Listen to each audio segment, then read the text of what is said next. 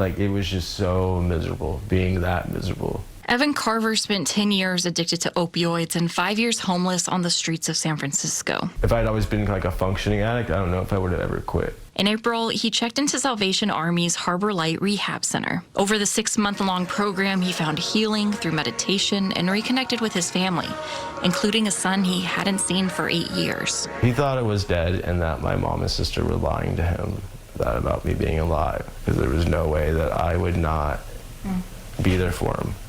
And hearing that was like, might be the most heartbreaking thing I've ever had anybody tell me.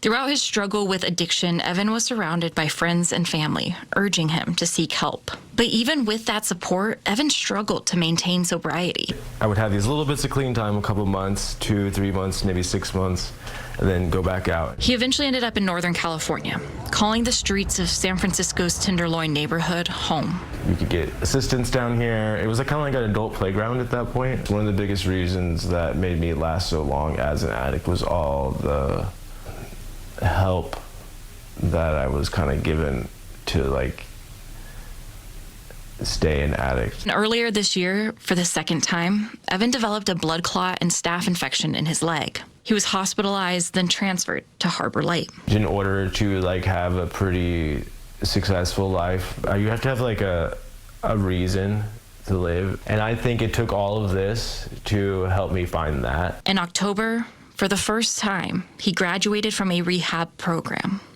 His mom, sister, and son were there to celebrate the accomplishment. Evan is now living at the Salvation Army's Joseph McPhee Center, a 2-year recovery housing program that offers supportive services and workforce training. I think the biggest part of my long-term goals list is, I mean, there's obviously being sober. I've really started to understand what everyone's saying, you have to put that first before everything. But besides that, I want to just have this reestablished connection with my family and son that I hadn't had even before I was using. This story was first reported by our partners at the San Francisco Chronicle. To read more about Evan's journey to recovery and the challenges he faced getting sober in San Francisco, head to sfchronicle.com. In San Francisco, Sarah McGrew, KCRA 3 News.